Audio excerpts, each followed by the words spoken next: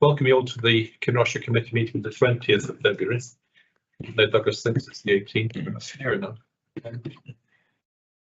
Eel freshwater, I think, is coming, but I thought we'd start by going around the table briefly so that Magda could pick up who's who roughly from where we're sitting. Magda's the new clerk for the committee, so you need to be gentle with her tonight. But we can start to go around the table. So, Bill, do you want to start? I'll show. Hi, I'm Bill Freeman, Kinross Community Council. Hi, I'm Francis Princhwick Gillespie. I'm Cleasham Blair Adam Community Council. Hello, I'm Sarah Bruce Jones. I'm Fossilware District Community Council. Hi, I'm Lynn Cassidy, Community Green Space. Hi, I'm Susan White in Community Green Space. Hey Magda, I'm Richard Wars, councillor. You know that. Hi Magda, I'm Dave Cuthbert, councillor for Kinross-shire. I'm Willie Robertson, councillor for Kinross-shire. Neil Bingham, Wilder Thought Normal Community Council. Douglas Fraser, Glenfarg Community Council. I'm Lee Axton, Strategic Planning, Performance and Risk Team Leader, bracket Operations. But for my sins, lead officer for the scheme. Thank you, excellent, jolly good. Now, we haven't heard from Portmoak, so they may turn up, they may not, they may come online. Wait and see. I understand that Councillor Freshwater's on his way, but he's not here yet. So we'll start going down the agenda. Declarations of interest. Does anybody have any declarations of interest? Nope. Okay, we'll move on then. The minute of the meeting of Kinross Committee of the 21st November. Are we all happy with that? Any comment? Nope. Okay, so we'll move on to the outstanding business statement. There's 3 items marked as completed, and I'll go through those briefly. We had a community transport forum back at the end of last year. There was a request for another meeting of the forum. And what I thought I'd do tonight is try and fix a date with everybody present so we can try and do that tonight if possible. So what I was going to suggest is maybe some sort of third Thursday or the 4th Thursday of March. Are people placed for that? Are they all happy to do that? Let's do it at 7 o'clock.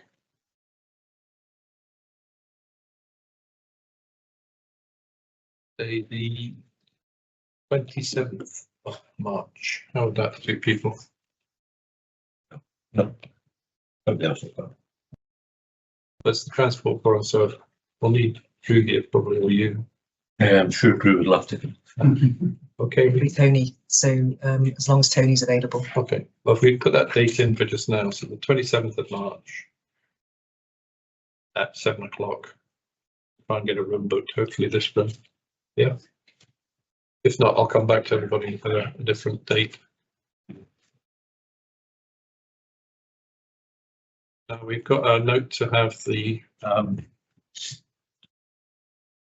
provide a demonstration of how the current mapping system works. We're going to have that later in the agenda, so we'll go through that then. Wind farm developments are completed. There is to be a briefing from Lee at the end of the meeting, just to say, check with the planners if anything's developed recently. We'll go into that at the end. The tourism strategy, there was a meeting arranged. I don't know who went or didn't go, but I think that's quite good. We're also okay. So the other thing is the committee development session. It was agreed that we should have a committee development session, but we haven't put one in. How would you like this for reading? In terms of It was just a suggestion that there was a development session. It must have been about this time last year, I think, which was on the back of the consultant's report and the committee, which were identified a few recommendations, and the idea behind that initial session was to follow up on some of the recommendations from that report. The suggestion that was made last year was, in order to allow the committee to plan ahead, to give the members a sense of the issues that are coming up a little bit earlier in advance than what they currently are, and also to give officers of the council advance notice of which issues are likely to be discussed at each meeting. We'd have a development session to agree collectively where the committee would like to focus its time, because there are certain aspects, as you know, within the scheme, say, where this committee has decision-making power, or where it has priority making power or whether it has the right to be heard. And it's just an opportunity for me anyway for us to collectively decide how you want to try and make that work over the medium to long term. Okay, so the question is, are you happy to do something like that? Yes. Yeah. Do we have any particular time or date we want to do that? Should we fix a date now, or is it too close to doing it with the 27th one? Should we do it April, something like that? How do people feel about that? So April's good. I can't do anything at the end of March. Okay, so what about the 17th or the 24th of April? Picking the back end of the month because the start of the month's all the community council meeting. About the 17th, and what would that be at 5 o'clock, do you think? So we I will be in Aviemore on family holiday because it's the Easter holidays. about 24. You can dial it. 24. Yeah, there's no broadband at it. 24 April. okay. At 5 o'clock, so I'm in Aviemore. you're swapping places. Well, not Aviemore. I've got a conference the whole week in Aviemore that week. So that would look out in 2 weeks if you two are going to come along. What do I want to do? Later or earlier, do you think, will they? Earlier. Well, where are we now? We're towards the end of February, so you were probably 4 weeks would take you to mid to late March, but I think there was some lead room for it. I thought So the you end can't of do much. Okay. So should we in April? Easter holiday, isn't it? 20th. 17th. Yeah, so what about the first week in April? Third. The 3rd? Say 5 o'clock to allow for this meeting. Yeah. It's much easier doing it when everyone's here, otherwise Magda has to spend hours running around checking diaries. I can't do it, but doesn't matter if I'm not. Are you sure? Yeah. Okay, well, we'll put that in as the date. That's the 3rd of April at 5 o'clock. Hopefully Magda's got that. Yes, noted. Thank you. Okay, so that's the outstanding business statement. The ones that are completed will take off apart from the ones the one we added on the transport forum, if everyone's happy. Yes. Evening, Neil. Evening, apologies for my lateness. That's right, we're in Glenroth this week. He's on the dark side. Okay, so we'll move on to the substantive papers. I think Rich is going to introduce the first one. It's the Grow Wild. Yeah, just item 4 on the papers, which is Leslie Ann is going to lead on this, and it's just a Grow Wild project as it's into Kinross-shire. Thanks. Magda, are you okay to put the presentation or do you want me to share it? We'll share it in just a second. That's great. Thank you. A lot of technology here. They'll probably break now.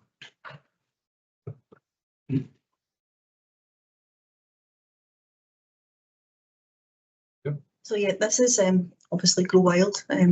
Myself and Susan are here to talk about what we're doing with community green space.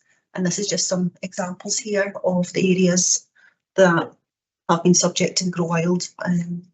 It's moved on quite a bit since I spoke to you last year, and we've learned quite a lot. Could you move on to the next slide, please, Magda? So we're going to talk about the Grow Wild, how we're going to roll out the site changes, the tree planting, which encompasses the Grow Wild as well, and working with communities. I'll hand over to Susan to talk about the communities. Next slide, please, Magda. So we had, quite a baptism of fire last year. We didn't know what we were doing until quite late on in the day. We had to learn as we were going. So now we're having more training for staff, the staff in the outlying areas, because this is coming out to not just Kinross, but Strathayern, Highland and Eastern. And so the staff have been out in the Perth area having a look at what we've done in some of the sites, getting training over the summer. They've then been out again in January, they've been out in February, and they'll be out again in March to learn what it is, the principles. There's been changes to machinery, so as well as having the Amazon property hoppers that got through the Nature Restoration Fund. Operations are replacing their small ride-on machines with equipment that's able to cut larger areas of grass. So that's a wee bit more efficient for use of time as well.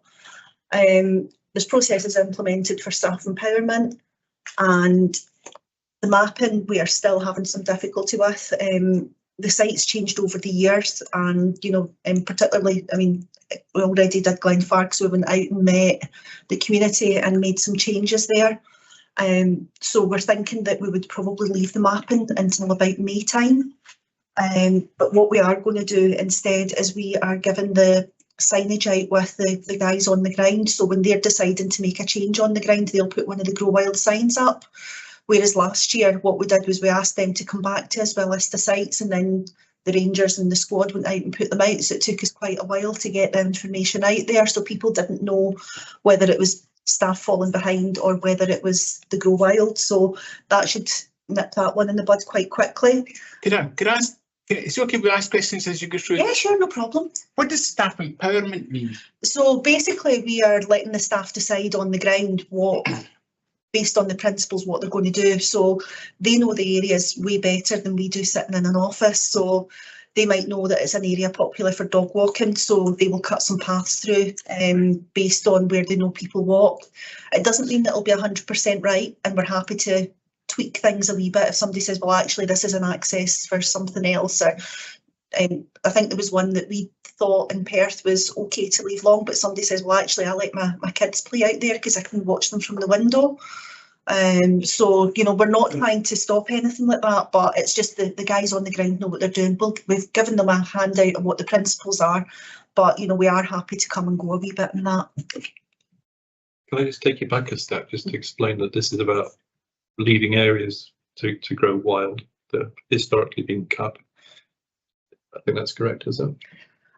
Well, it was originally going to be no more, but with the machinery that we got through the NRF and the fact that we pulled back a wee bit on the savings, we have been able to cut all the areas apart from a couple of wet sites between the end of August and the start of October.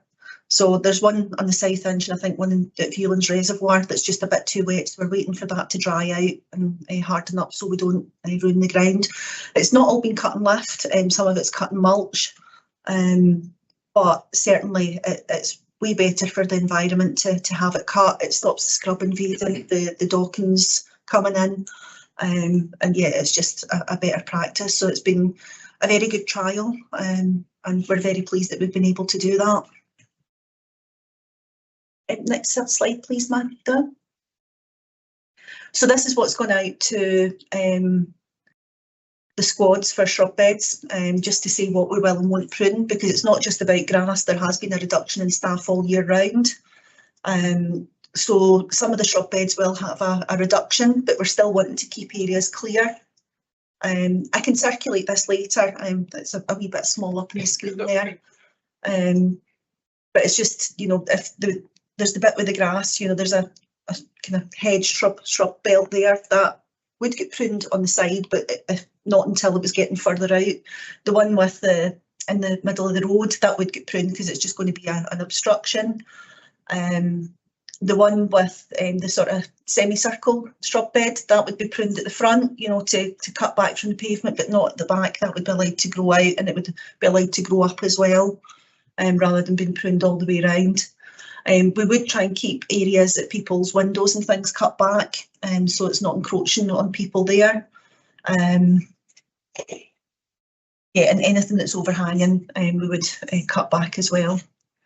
What would happen if a local bloom group said, well, wanted to trim areas back? That would be fine. That wouldn't be any problem with that. I mean, to be honest, they would just contact you and say, is it okay if we... They would work with their environmental and assistance officer that supports them. Right. So we have two that's split between south and north. We've kind of stuck a line through it, and they've got somebody there to support them. So all they would say to their officer is, would you have any objections to us doing this area? Okay. They can check with Leslie Ann's team what's on the schedule, and then we do a change of form, and then basically it would be up to them how they wanted to do So that. we then record in our system that it's maintained by the community. We wouldn't take it off our maintenance schedule as such. It would just be like a different code so that if someone comes along 10 years down the line and it's a mess, we still know it's our responsibility, but it was being maintained by the community. Next slide, please. So for the rollout at Grow Wild, we are going to use longer poles. Last year when we put the signage out, we didn't want it to be too offensive, but the grass started growing over it and people couldn't see it. So we're using tree stakes this time. So hopefully that'll be a lot better. We're going to have signage and interpretation on selected sites. So here we'll have it for Kirkgate Park. I'm afraid the example there is from Perth, it's the South Inch, but that's an example of the interpretation signage that's going to be going out. One of the team has been looking into what to do because we have been changing the sites and we're encouraging people to plant trees and plant bulbs and plant wildflowers. So we're now going to make these up with stickers so that we can then just put the sticker over rather than wasting the signage. So that can evolve. And as I said earlier, the squads are going to put the signage out and it'll have the Grow Wild for Perth and Kinross there. We're still waiting on just one without the year on it. So that's been changed by the design team and been on order. So it won't have a year on it going forward. And it'll have a QR code for people to link into the web page and get information about what we're doing and what we can do and how to work with us if they want to volunteer to do site surveys, all that sort of stuff. We've got a lot of improved information. Obviously, we've had a year to learn on this, and yeah, the website's going to be updated again before the start of the cutting season.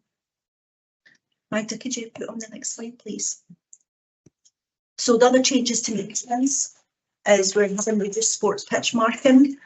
So what we've done is we've given people marker carrots to put out in their pitches. Marker carrot. Yeah, it's just a wee rod that goes in. Okay.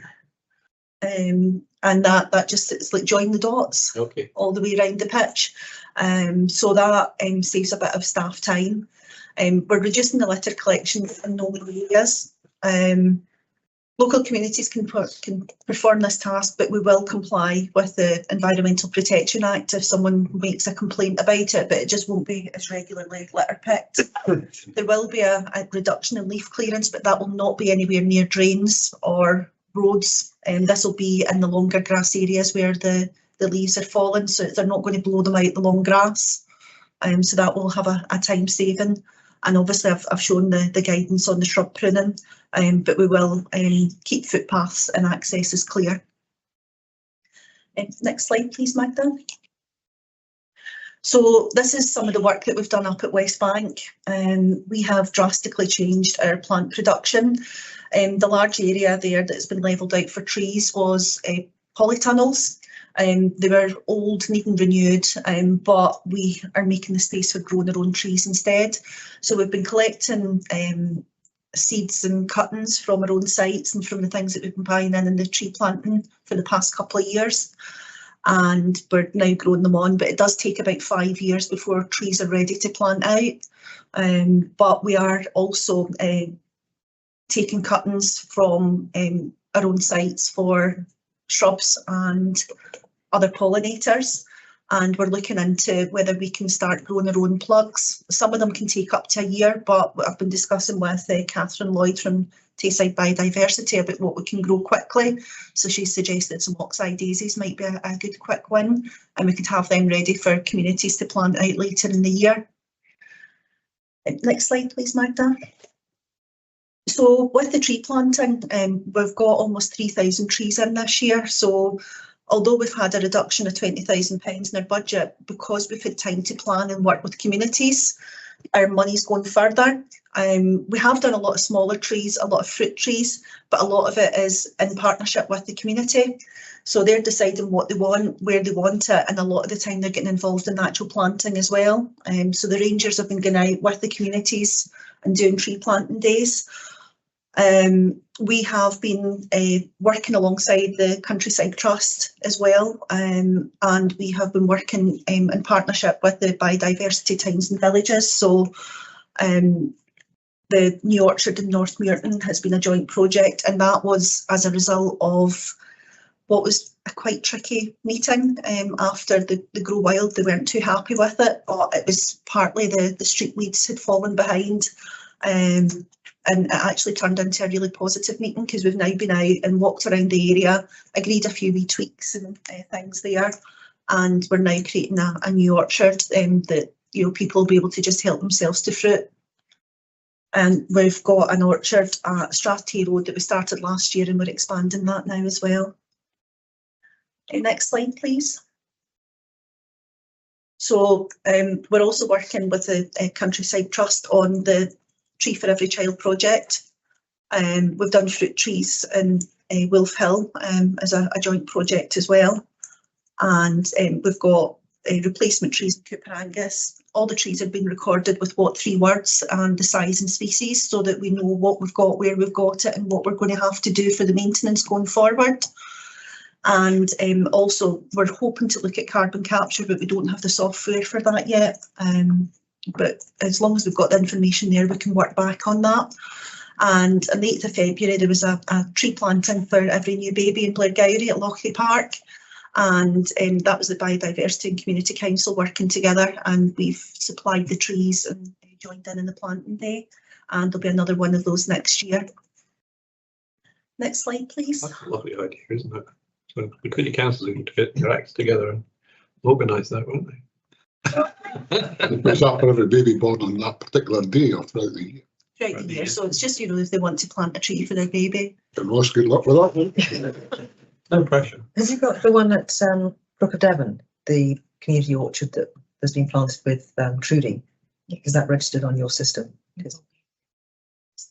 And they're Biodiversity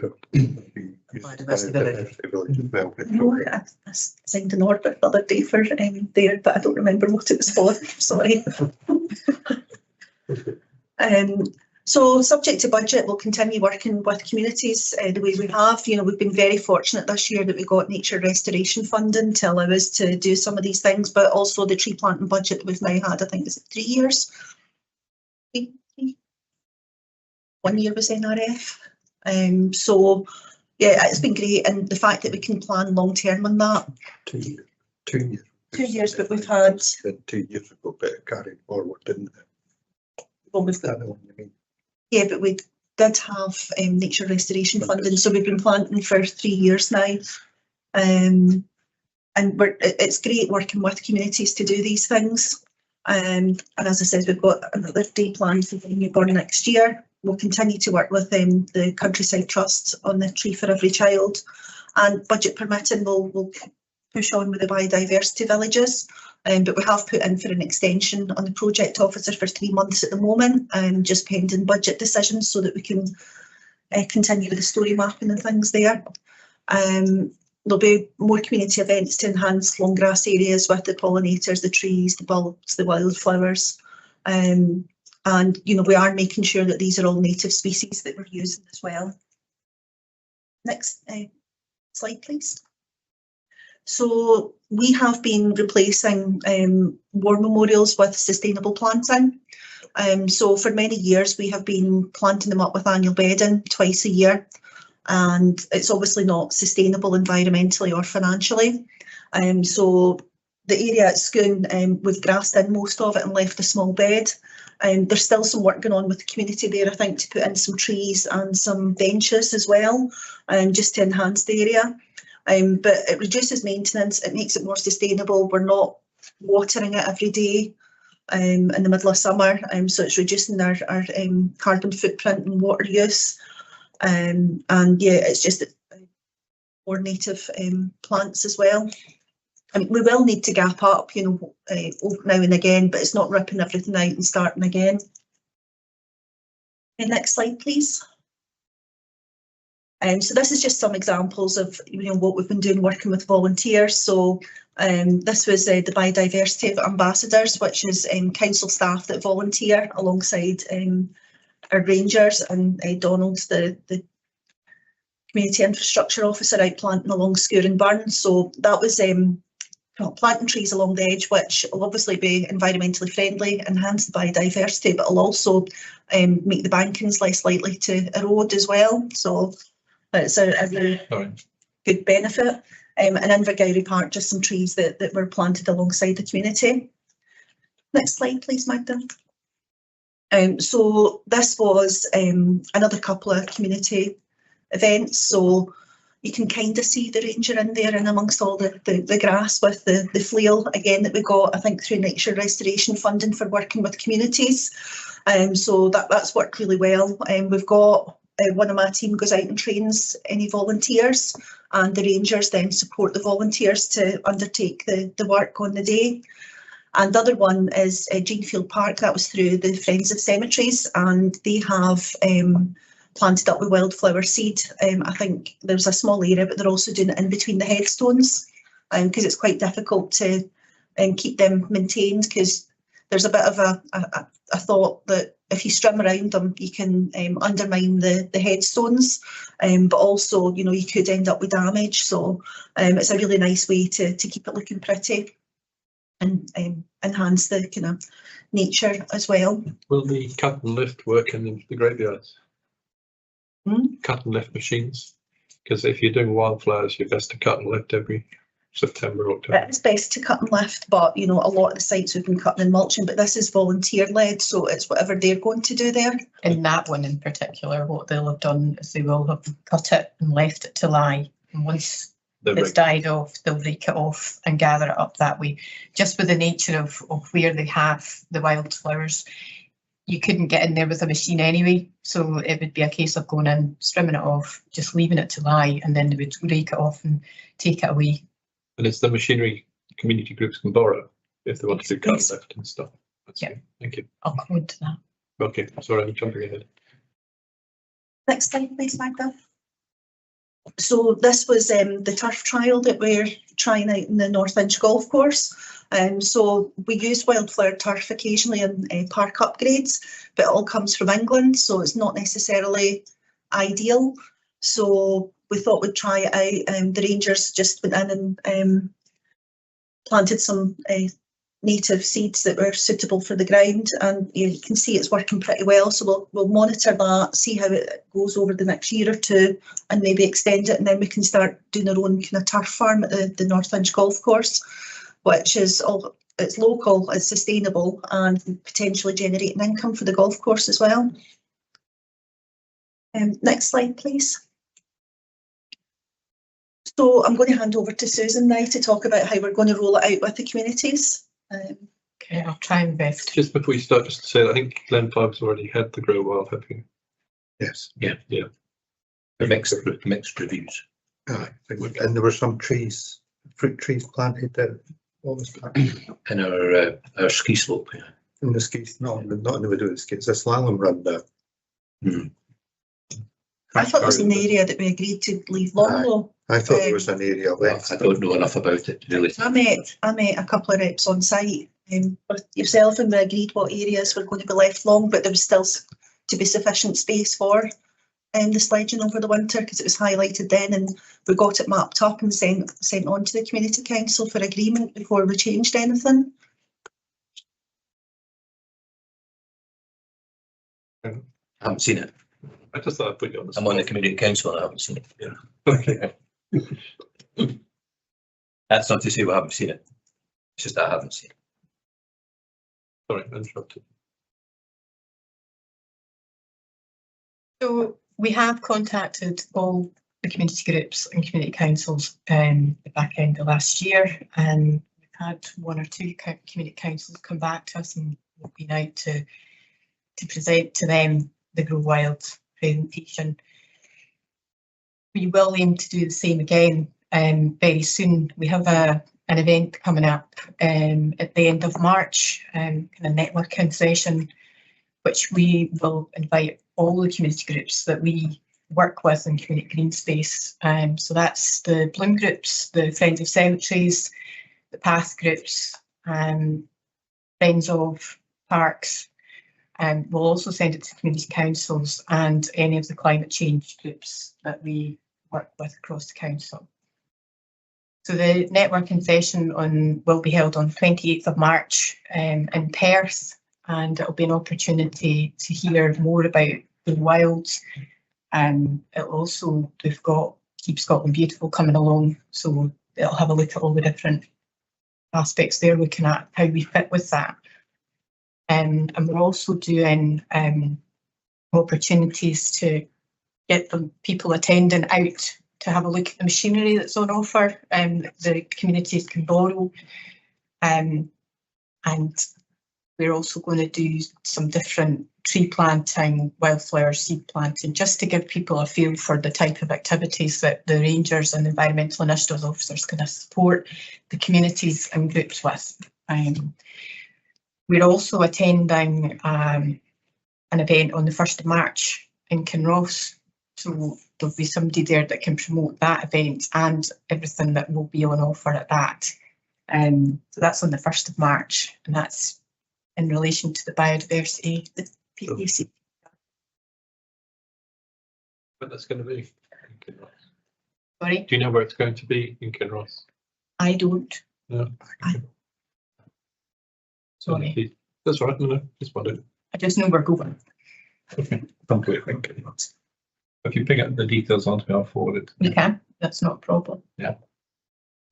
So as part of the networking event at the end of March, we will be promoting the West Bank Wonder Mix for communities. So they'll be able to get their hands on shrubs, trees, although the trees will be more towards the back end of this year, because obviously we're coming towards the end of the plant season for trees at the moment. But we can certainly mark the interest in what's available through the Wonder Mix.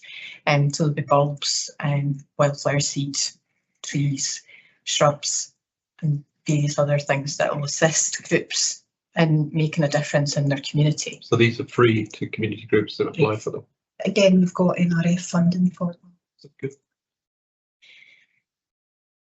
We also offer training. So at the event on the 28th, we'll have all the different machines that are available to communities there to see. But we offer the training so that if you are interested in using the machinery, we would get you trained up on it before we let you loose, basically. And that way you're covered by the insurance and things with the groups. We're also looking to promote biodiversity village and towns and mapping sessions. So we'll have an example of that on the 28th. And if each community would like to take up that opportunity, we would then have an officer come out with a map to map the session. So it's not that you would do it there and then. It would be a case of they kind of do a demonstration as to what's available. Who's the contact for that? Sorry? Who do we contact for that? It would be Alistair McLeod, who's the coordinator for communities. He's actually organising the event. He will be sending out details on that. So we'll be sending them out to all our groups. So Glenfarg and Bloom will get an invite to the event, but equally so will the Community Council. There'll be a generic email come out to the community councils, but it'll come from Alistair. So feeling that, you just do community green space and it'll get to our team and we'll be able to give you all the details of that. We're just kind of finalising the finer details at the moment. You said the 28th of March. A Friday. And we're having it at, I think it's the Riverside Church in Perth. So it's just off the North Inch, which gives us easy access to lots of different areas to use the machines, plant the trees, do a flower turfing area. So it's just easier to kind of, and there's lots of parking. So that was another thing. So that's different to the event on the 25th of March. I think it's the 28th of March 2025. March Yeah, 25. sorry. March 2025 rather than 28th. We've still been finalising dates and venues. It's been kept quite generic on the slide. Sorry about that. It was only the 28th has literally just been finalised today. So That's fine. that's why I give you the question, dates. yeah. Can you add Fosthaway Community Development Trust to the Absolutely. thing? Because Yeah. as part of the community action plan that we're about to publish, we've got a whole section on biodiversity, and we've mapped out biodiversity areas within Fossaway. So you'll have dealt with Catherine Lloyd already then? Yes, I think Trudy has been, but Yeah. I think through the Bloom Group, but it's all now becoming part of the Development Trust, and so we would trust. Right, that's fine. I'll Together. certainly get you your details. When you're there. Yeah. We've got you these details. Yeah, it would be Get Trudy that with the main ways. point of contact at the moment anyway. I think I'm taking That's it fine. over. Not a problem. So where we were saying meet with Bloom groups at the AGM, we have an umbrella organisation called Take Pride in Perth and Kinross Association. They have their annual meeting in June, so we'll be doing a similar session at that. As much as they'll all be invited to that same event in March, it's just another opportunity to explain the Grow Wild initiative. So that's kind of, we are working with all the different groups in various different ways. It's just making sure that we can bring in all the communities, whether they're connected with us through the Bloom Friendly Cemeteries or past groups. It's making sure that they've got the opportunity to work with us as well. Happy to get a question. Well, you say mapping site changes in that slide. I think the first slide said you were short of. We are, but we're still going to map things on paper. It's the actual digitising. We've gone to IT to ask them if they could help us, because we've got one person who covers access mapping, asset management, and assets. So it's a very small part of his job. Okay. And you know, maybe do one map every 6 months for us for a new site or whatever. So that's been a massive impact on his workload. So IT came back and said that it's taking on average 30 minutes each map to digitise. So that's not including the time for someone to go out on site with the community, draw it up and then take it back in. So that's why I'm saying we don't really want to map them until we know we're happy with what the community want there. Okay. So we will do, I think we could probably do, you know, our main sites, but we can't do every, you know, house in the estate, that sort of thing. It would just need to be a little bit more generic. But, you know, the likes of Meyer Park, Donaldson Park, and, you know, the park in Crooked Devon, you know, those things I think we should do, you know, things like Scotland Whale Park as You well. have done it already or in advance. I mean, like Kirkgate, you mentioned there was going. Well, Kirkgate we did as part of the trials, so I don't think we're looking at changing it very much. Okay. I don't think so, unless the guys in the ground have got other ideas. But you know, I think what we're doing there is pretty good so far, because that was one of our initial Managed for Wildlife sites. And there's no, sorry, you want to come in, Fran, go for it. There's no, just on the same topic with the mapping, there's no opportunity just to cut out the need to digitise and do it directly. Well, we can draw them, but I don't mean draw, I mean digitise it actually, or you know, have something on the ground where you're walking around the different areas and just on a tablet, and then just putting it straight in rather than then somebody office. Maybe, but it takes 10 hours to get trained on the software that does the digitising. So they've offered to train up my staff on it, but you know, it's a significant amount of work. I'm not sure if we've got a mobile solution for it, but we could ask the question. Interested to know if it's safe to put, whether that would save time in the long run, because it's like a one-off exercise, isn't it? So anyway, I think so.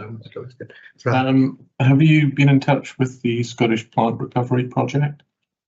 It's being run by Dr. Eileen Finger and Max Coleman at the Royal Botanic Gardens in Edinburgh. And they have 10 of the most at-risk plants in Scotland that they're trying to reintroduce. And so two that come to mind immediately are wych elm and crabapple, but not the sort of crabapple that you find in garden centres, which tends to be like an Asian crabapple. These are specific Scottish crabapple. So it's a little bit like the wildcat problem. You know, wildcats meet, you know, domestic cats, and then it suddenly gets diluted. But there are a few well-known examples of crab apples that they have that are actually just in Stirlingshire. There's one that I collected some seeds for them for that. But they also have a whole kind of bank of seeds, and they do planting around Scotland. So the fact that the council is doing this might tie in wonderfully with stuff that they could offer for yourselves and could also work of benefit to them. So it might be a kind of mutual. Do you have their contact details? I can ping. I think we have, there is either Catherine has been in touch with them and has had them along to an event. Okay. Or Alistair, who's organising the event on 28th. It's not news to me. I've heard of it. I need to start digging it out here. So, but I've got it written down. I'll raise it with Alistair. He was certainly thinking of it. It's just that I've been helping them with their photography and microscopy, so that's why I know a fair bit about it, and it is. So what's your second name?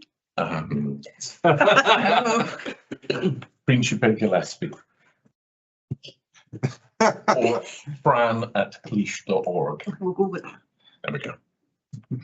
You changed that by people. Yeah. Any other? I think Bill was going to Org. Right, I've got that now. I'll ping you an email. Brilliant. Connect that way. Thank you very much. No problem. Bill? Yes, you mentioned you've done some orchards in Muirton and Perth. Has anything been planned for Kinross area?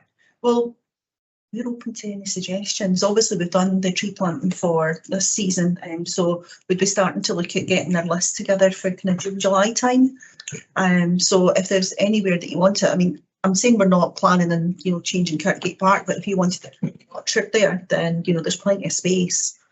But, we're open to ideas, suggestions, I think we'll have the funding again next year.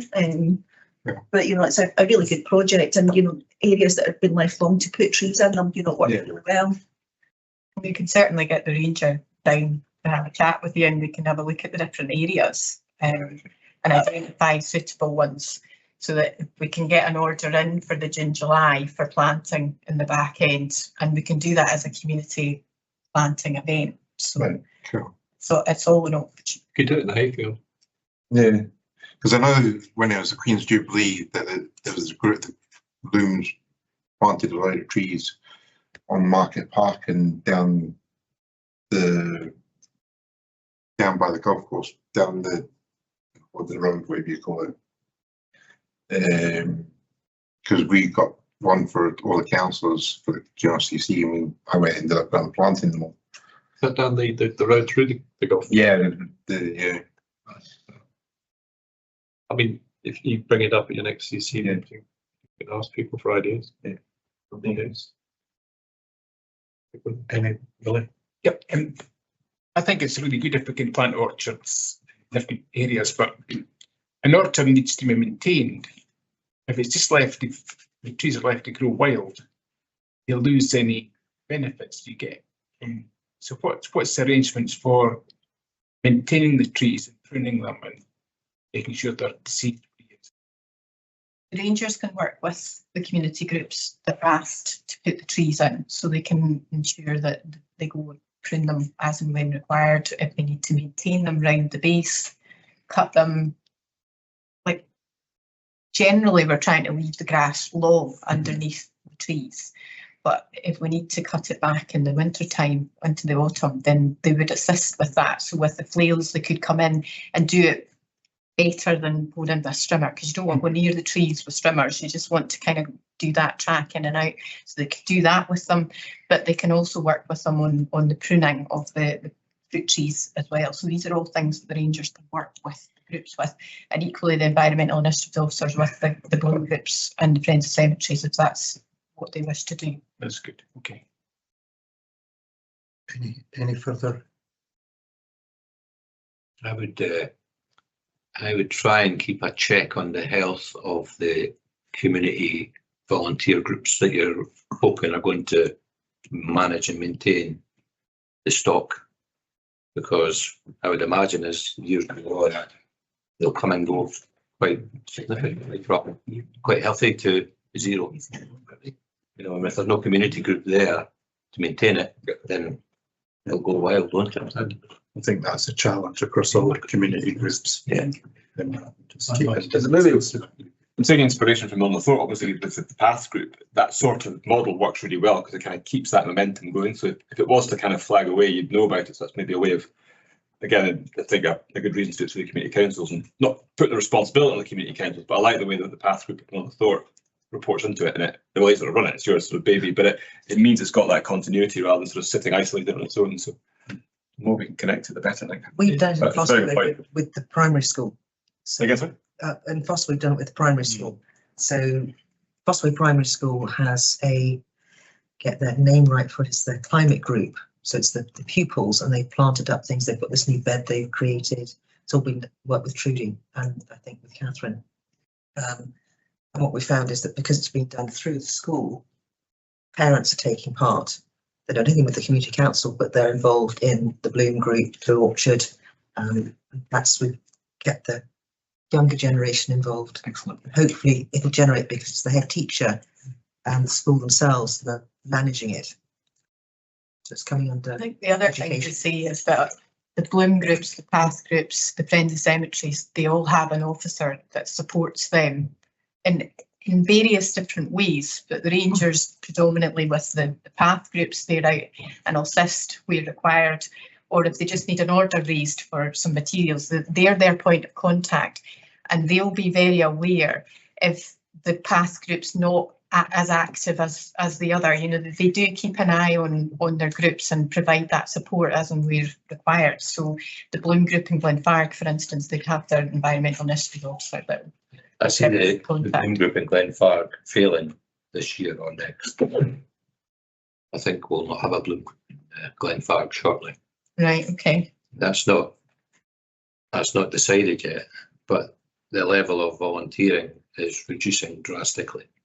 Right. So I would say that the Bloom group won't be active for the next few years. Because they've been one of the longest standing ones that we've had. Yeah, well, they've exhausted themselves. I mean, the volunteers have come and gone. I would say certainly the ones I knew 20 years ago, they're obviously not there. We've got I think a 70-year-old and an 80-year-old trying to. And that's pretty standard across the board. 2 people. So that's something we need to look at. So. A very quick one. So discussion we had prior to the meeting, everything that you do, brilliant and thoroughly behind everything you do, especially community involvement. The problem I see is how do we keep community woodland and community for the community? We spoke just very briefly about an area that I'm interested in trying to look at. Is there a link through yourselves to legal services so that we can actually say, well, can you make initial inroads to try and find out who owns it, who has responsibility for it, if it's been a developer, once it's passed over to PKC,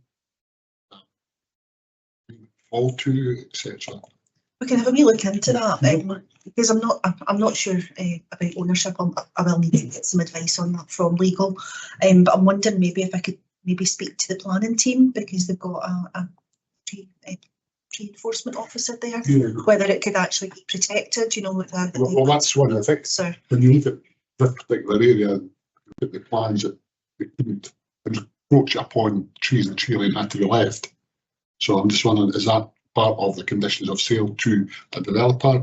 What happens after they pass that over? Does that still become protected? Well, that's. I can make some inquiries and get back to you if that's okay. That's right. Thank you very much. Appreciate I think that's probably quite a big issue for a lot of our spaces, is that. How do we keep it? Well, who owns them? Because we've got the same thing with some of the play parks. Are they council owned, managed, or are they privately owned, but they're looked after by the council? And we've got that coming up in Blaring on. Oh yeah, I know that. Yeah. That is a problem. Nightmare, yeah. Yeah, we can't even really replace equipment there. I think because the owner's not keen. I'm working on it. Okay. But yeah, we're very aware of it, but we can easily check clay areas. We know what ones we own, what ones we don't own, what ones we've got leases. But it's just things that we don't manage that might be a wee bit trickier. I think Thank you very much for coming. That's very, very helpful. And I know you're willing and you will keep in touch with the community councils separately to let them know how this is all progressing. Hopefully that was helpful for everybody and useful as we see this. You're welcome everybody. If you have better places to go. That's it.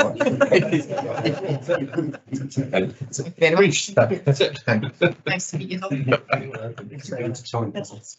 That's great. So I'll take the next two, I think. I think we have Suzanne Committee online. I'm going to start with the tourism strategy. So can you hear us all right? Yes, I can hear you. Excellent. So do you want to lead into the tourism strategy? So the tourism strategy has been worked on with the Perthshire Tourism Partnership for the last 4 to 6 months. We've been working on that. We've held a number of engagement sessions. I was asked today just to provide feedback on the session in Kinross that took place in January on the 22nd. So we held a briefing session in Lochleven Community Campus, and that was with representatives from the tourism industry and the community councils. Some of the feedback that was coming back through that was, I think, mainly positive on the plan. I don't think there was too much in there that was a surprise. A lot of the discussion was about the sort of positive investments and developments around Lochleven at the moment with some of the lodge development and how that would play into increasing potential visits, namely overnight visits. I think there was a feeling by some of the attendees that the audiences into Kinross at the moment were largely sort of day trippers within a sort of 1 hour drive time.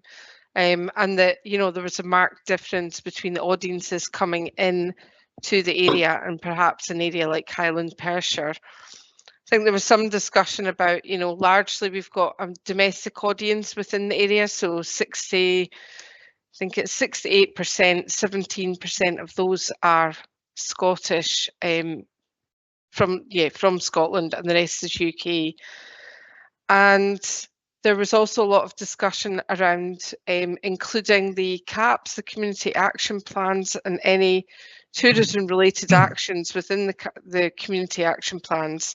So that is something that we're intending to review all of those and to go through and pull out those actions. There was also some discussion around the lack of reference to the active travel plan, which we'll need to rectify. And I think in particular about, you know, public transport networks and the work in the area as well. There was some discussion, I think, as well around, as others have touched on there, about volunteering and the sort of volunteer fatigue, if you like, with the local tourism association has now been disbanded. And so what is the representation for tourism within the area? Is it now this forum? Is it community councils? So those were some of the things that came up. There was certainly a feeling that there's a lot of capacity within the area and that we need to get more seasonal spread and a year-round offer. So there were plenty of takeaways from that session, as I say, and we need to sit down now and work that all into the detailed action plan that we've been working on. So we do have a draft strategy at the moment, and that is being taken to Enterprise and Infrastructure Committee on the 28th of May, I believe. So yes, that's where we're at the moment. Okay, thank you for that. I understand there was some consternation expressed at being in Perthshire. I think people were a bit peeved that it wasn't Kinross-shire that was in the titles or whatever. I think there was a lot of discussion about the terminology about Perth and Kinross, Perthshire, Kinross-shire, and I think agreement was reached that we would refer to it as Perth and Kinross throughout the whole document. Okay, that's sensible because it's what's on the maps. When you look at That's the what we map, asked. yeah, That's what those who were at the meeting, we actually asked for that. absolutely. That's what I heard. So does anyone have any questions or comments?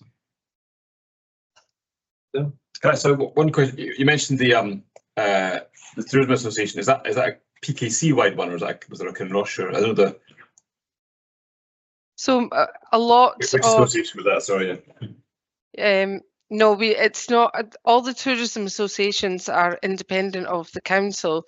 There was one in Lochleven, and they had a very proactive chair, but unfortunately now there doesn't appear to be a group, and I'm not sure if that is just, as others have said, a decline in volunteering, or if it's a sort of lack of cohesion with those in that sector. I'm not too sure, but it's certainly something that's been raised with us, that that the industry feel it's a gap. Is that the Kinross-shire partnership? It was Kinross-shire. Sorry, yeah, that was my question. Yeah, thanks for that, Suzanne. No, I think it was Visit Lochleven was the group. Is that a second? Kinross partnership was the parent. Yeah, They were the ones that kind of sat over it. and it's fiddled out. Yeah, That's a big lot now. And I think it was the pandemic. It just died off during the pandemic, and it's. I did speak to them a couple of years back to see if something would come. Yeah. I do think. I do think that there is that kind of forum. It's not to be this committee. No. Or community council. It's got to have tourist industry type representation on it to do that, and that's where there is something separate would work a lot better. But I'm not sure where that would be just now. So, active then. Yes, we are. They are. There was an article in the newsletter this week. Now, is it worth They had this, is it worth going on back? Can you go back to them and then ask them and see if they're interested in resetting it up? Because I'm sure there's. Yeah, we were talking. It's just we were trying to get bodies in to get things moving. Yeah, we are, because it was one of our key things that we did. Because we've got the scooters going around the loch, which is a tourism thing for for the disabled people that use, and they're heavily used. So it is a thing that it was keen to get it back up and running. I'll speak to Richard, because Richard's sort of taking lead at the moment as convener, sort of chair of the partnership. There is now a partnership chair, because that was a gap for a while. When Bruce Crawford stood down, there was no replacement. I think it was Bruce Crawford today. Yeah, Bruce. He was someone else that was holding the fort, but there wasn't really a chair to drive some of the activity. Yeah, we are defining what we want to do. That's good. Richard's taking the chair. Okay, that's good. So we'll leave that one with you. Yeah. Are there any other questions or comments? So we'll move on to the visitor levy. Now, I got the full papers put in for this one and the education committee papers to give you a taste of what we have to go through before each meeting. But it does give you a whole lot more information on it, which I think can be useful. We can discuss whether you want similar papers coming to this committee as a norm when we do our development session, but partly it's there to give you all the extra information, and partly is to give you a taste of what can be done and could be done sort of thing. But again, Suzanne, do you want to lead into this one for us? So we took the visitor levy paper to committee the other week, and at that meeting we were looking for approval to start the early engagement phase on development of a visitor levy scheme. So that has been approved, which allows us to move, as I say, into that early engagement phase.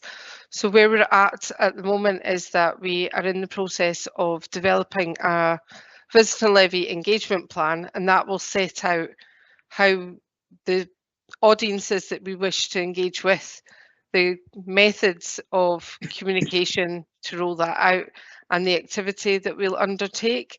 So I think the timelines at the moment are that we're looking to do that early engagement consultation from April to June this year, using that information that comes forward from residents, communities and businesses to inform a draft visitor levy scheme, which will be we're hoping to start that in late June, possibly, June, July, and then take that back to committee in December. So the timeline is actually quite, it's quite tight, but that is what we're working to at the moment. Okay, did everyone have a chance to read it? And was there any questions or comments? I was actually at the committee when this was discussed, and there was quite a full discussion about it. People were a lot of people weren't totally convinced by it, but it's a thing that seems to be being introduced in various parts of Scotland, and it's now quite commonplace in many parts of Europe, as you'll probably know. The good thing about it would be it would allow for the money to be spent on tourist infrastructure facilities, which actually enhances the visitor experience for people coming. That money isn't normally available to the council from any other means. So that's one thing. Tourism is a competitive business, and unless you're actually up to speed with everybody else and have got a better offer than somebody else, then people are going to pass you by.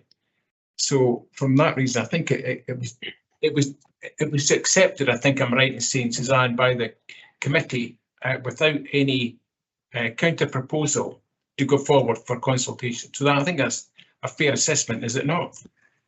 Yes, I would agree. I think most local authorities at the moment are certainly looking at the visitor levy. There's some excellent information online.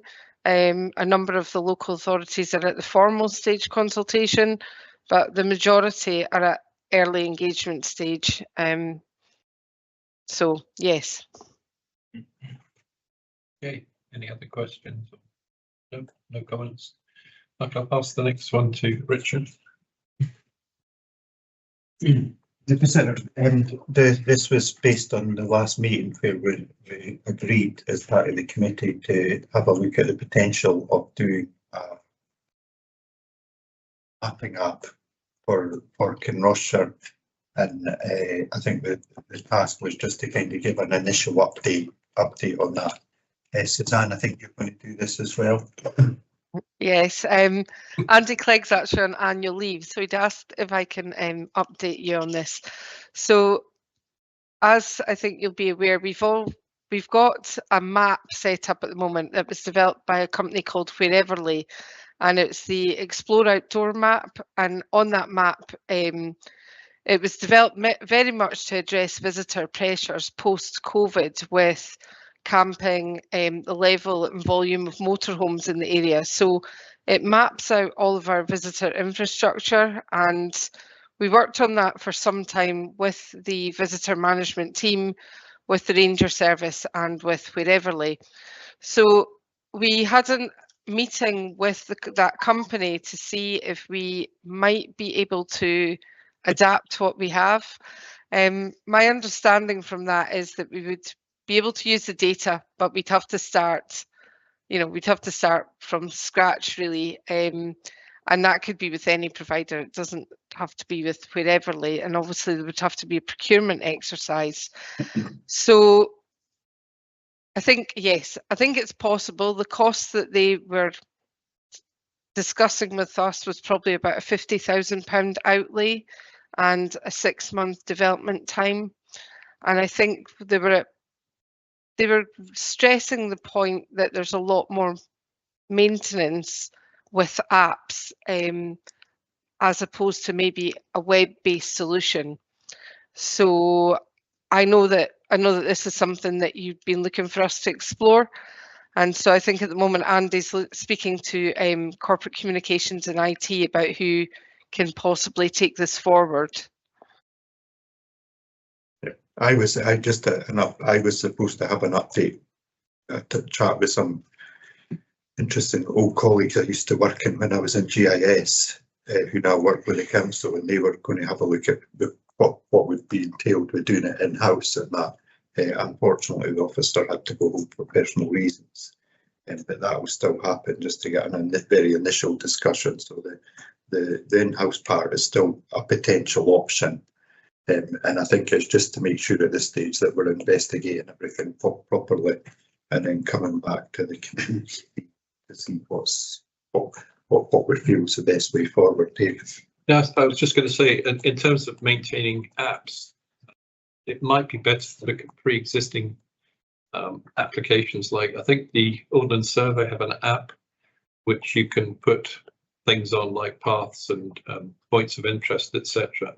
And it may be that a deal can be struck with them where we can migrate our data from Beverley onto the Ordnance Survey map, because then they maintain the app itself, and it may require a smallish annual fee, but then it's accessible by anybody who has access to that app, and they seem to be promoting it quite a bit now. So in terms of apps, I always think apps are useful if you know about them, and if there's a pre-existing app, it means that it's easier because they're maintaining it, keeping up to date and so on. So I just think that might be a kind of do nothing thing, is it not?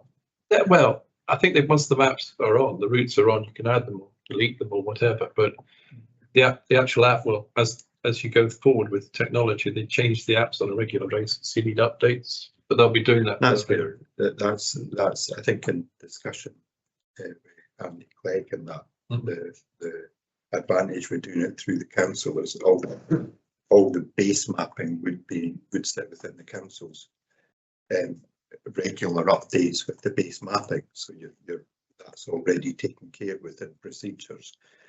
The ability to identify maps. So like our core path doesn't include the full heritage trail within the council, but the ability to define maps and grade the maps on accessibility for cycling, for walking, the ability to add extra stuff, including Fossaway, who suggested that defibrillators as well on a walking map would be a good idea. But the point, what points of interest, so that's where the tourism side would come in as well, and where you kind of sort of say, here's the main points of interest you can visit. So I'm not a big fan of Google. I once in my old career had to write a paper once on why we shouldn't be using Google within councils many years ago, when it first came out. But there are reasons, but I think, but it doesn't mean you can't have a web-based mapping app that's configured to work. Sorry, a web-based mapping portal or whatever you want to call it that is configured to work on an app. You can do that kind of stuff as well. So it doesn't necessarily have to be a standalone app. You can do more clever things with it. Bill. I think there was an app for Kinross many moons ago, if I remember rightly, because there was talking about updating it. I took a couple of meetings with the Green about it. There were maps. I don't know if there were apps. I think there was an app. There were physical maps. I did physical ones. I think you did physical, but I'm sure there was an app. I'm not sure if it's the partnership was working on it or something else. I'm sure way back there was. Yeah, there wasn't. There was talk about definitely doing one. Yeah, there was. But I'm trying to think. We're talking a good few years ago now. Like. Suzanne, you wanted to come in? No, I think it was all I was to say was that from speaking to Andy, I think all of that exploratory work, sort of options appraisal, is what's needing to be done, really, to look at what would be the best option moving forward. And what's the pros and the cons of each of the options going? Yeah. I think that's important without a doubt, and I think it's getting on. We've put in an application to SSEN where they're doing this new high power line coming down through the area. So we've applied for a grant to allow us to develop our active travel offering into the Glenfarg transport. And the idea is that we'll match the funding we get from SSEN with our funds, which will hopefully give us about £10,000 towards developing the walking routes around Glenfarg and over towards Fosterway as well. We're just about to, so the work we've been doing with Active Dollar, the map is ready, it's gone to the printers, and hopefully the maps will cover all the walking and cycle routes between Dollar and Drum. We'll have a paper map ready in the middle of April. We're hoping that if we get this funding, we will come and talk to you guys about developing that, so it's a whole. Because what we want to do is we piggybacked on the dollar money. One of our drivers comes from your area, so Tony, yes, Tony Lamb. Tony and Bryony. Yeah, that's right. So Brian is on the group that's doing the mapping exercise. So we went with dollar because they got the money. They just wanted to try and extend it, because the whole point about the old railway line extending from Dollar to Crook of Devon, and what we'd like to see is the next stage on, which is Drum to Kinross, or Drum to Carnbow and up to Milnathort. Which would be complementary to this stuff, because that would be paper, so that would be paper.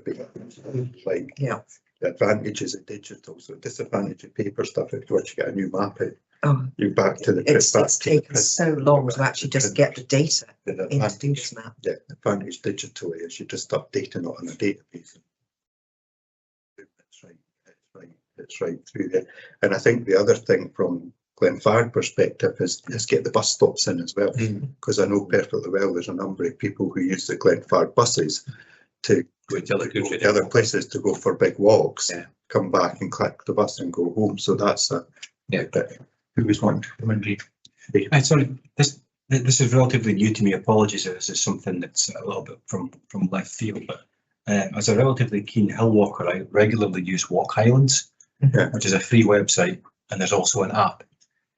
So what I might do very, very quickly is, for those that aren't familiar with it, I've got the website open on from what I can see is one of the few walks that they have mapped in Kinross-shire, which is the one around Loch Leven. I'll give you a sense of what it looks like on the website. Brilliant. But it gives you, you can print an online map, you can export it so you can download it onto any kind of GPS system that you've got if you're that way inclined. It allows you to see other walks. You can actually buy the map through their website. It highlights what the public transport options are. It gives you a link to, Richard, Google Maps as to where the start and finish point is. And it's run. I use it myself. Well, it's run by a couple, Helen Webster and her husband, who I know passing well, who live up in Nethy Bridge. So they've done that initially as a hobby, they now run it as a business. So it's another option. So it would be something like that. I think there's lots of options out there.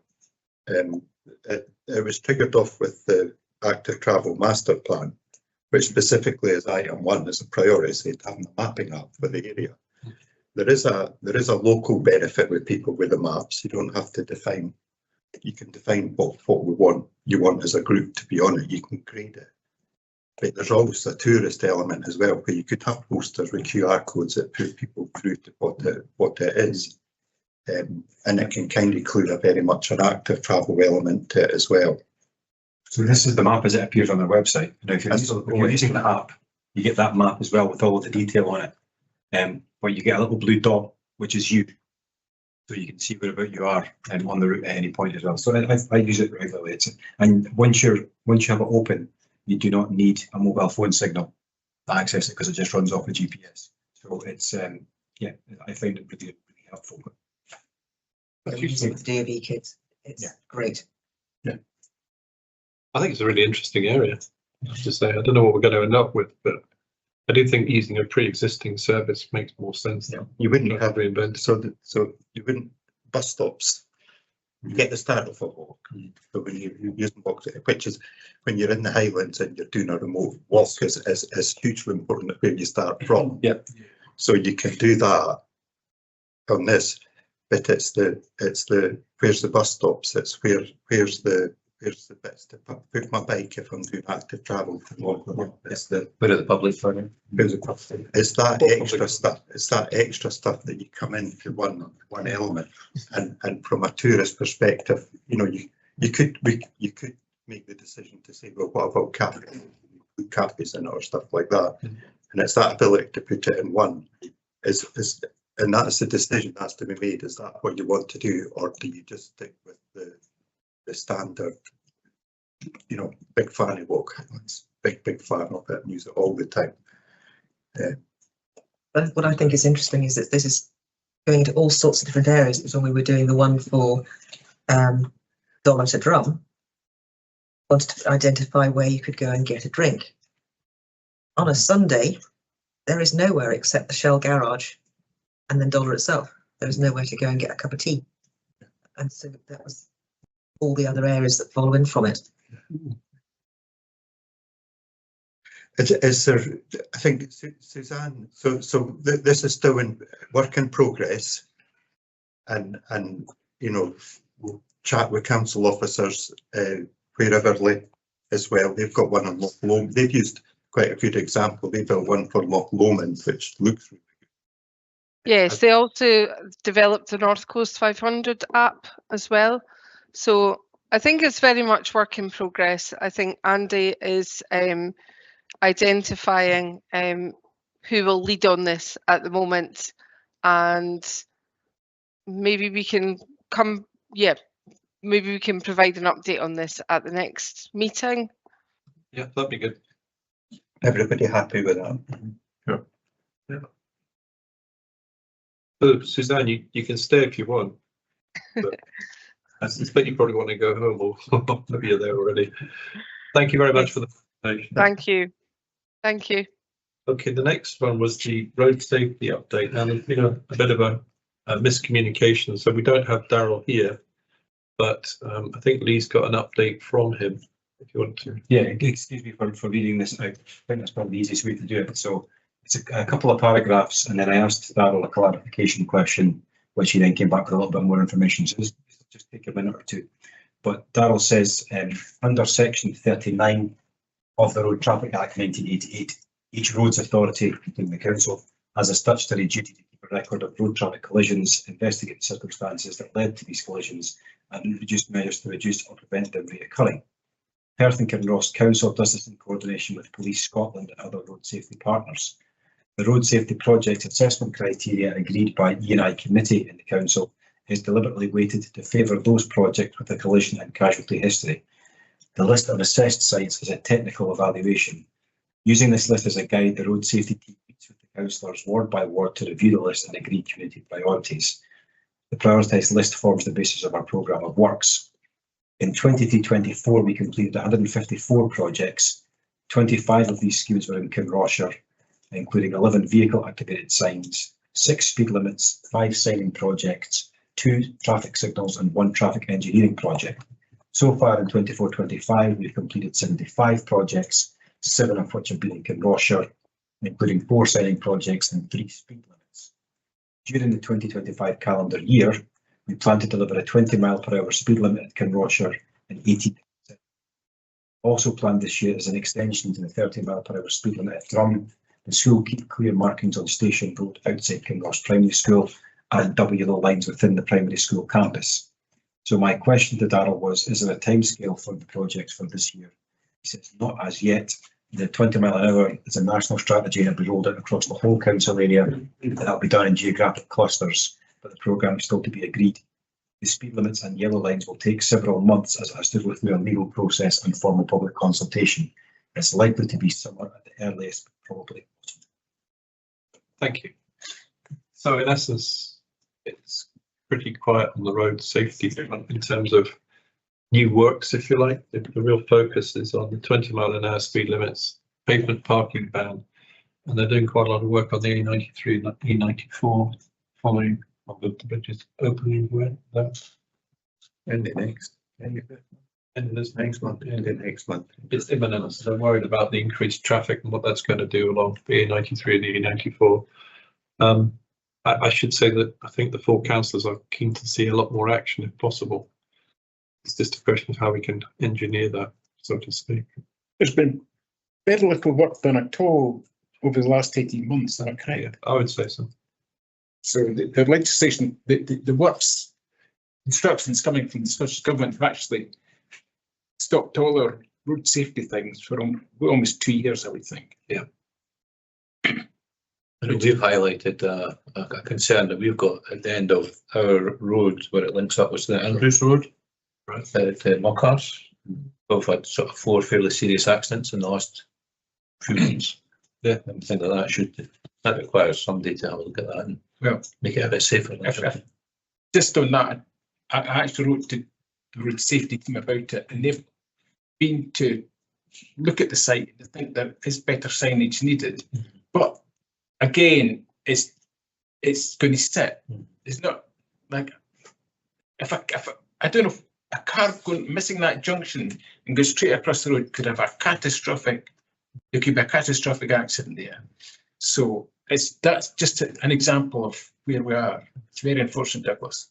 Yeah, we're worried about the buses, and there was a nasty one with a lorry going into a caravan and destroying the caravan. Mm-hmm. If that'd been one of our buses, yeah. I dread to think what the outcome might look like. Well, the council are aware of it. I have been out to look. Yeah. So I've stressed to them that the importance of that's given some priority. Thank you. But that's just one example. One example. I mean, everybody here's probably got examples of. One of the things that having we is that you're bound to record the accidents if they're made known to you. The big problem I see now is that the non-attendance criteria by the police depend on what's actually an accident. An accident will happen, one crash, one traffic collision will occur, but the police will not attend. So therefore you are not getting proper statistics that you used to get to Stats 19, which were uploaded to the council. Every road accident the police attended, the causation factors, road numbers, a sketch of the locus, etc. That I don't think will be happening now. So there will be a gap where members of the public council saying we've had X amount of accidents and we reported and we will public health stats of it. So I know you're caught in the middle with it, but that's very true. It's, if we're not getting the reporting mechanisms in place to yourselves, then you're quite rightly turning to, well, as far as you're aware, that's not an issue. And if it's of sufficient concern, there would be no harm in asking Police Scotland who their best representative would be to come and discuss why that's changed. I would imagine it'll be a resourcing issue. Yes. But whether or not there is something else that can be done to reflect the fact that this has actually been raised before.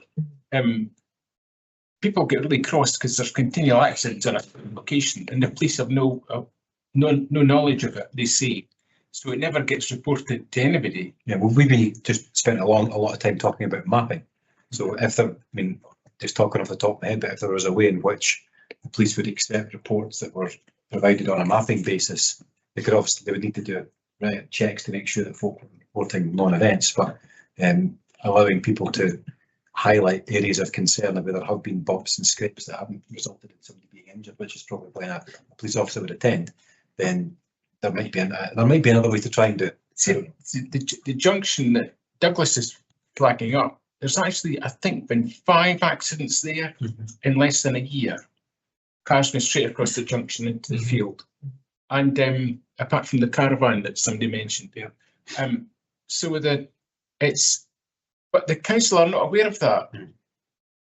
Why not? If it's told, why doesn't it get logged? If one of us reports or the community council reports it, surely that should be enough. But if a member of the public, if the police do it, then it just doesn't happen. If a member of the public phones up and says there's been a car went off the road at a particular junction, and then all hand might say, "Is anyone injured?" No. Okay, thank you. I'll record it. That's it. It's not.